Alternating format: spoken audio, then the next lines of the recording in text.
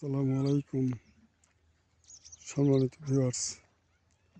বিকালবেলা আবার করতোয়া নদীতে চলে আসলাম। দেখুন ওই যে নৌকাগুলা বালি, এই যে দেখুন আরেকটা নৌকা যাচ্ছে। আরও দেখতে পাচ্ছেন এই যে পানি সেকতেছে নদীতে। গ্রামের লোকজন কিন্তু বেশি বসে নেই, সকাল থেকে সন্ধ্যা পর্যন্ত তারা বালি উত্তোলন করে 700, 800, 1000 টাকা পর্যন্ত ইনকাম করে। এবং এই বাড়িটা হচ্ছে মোটা।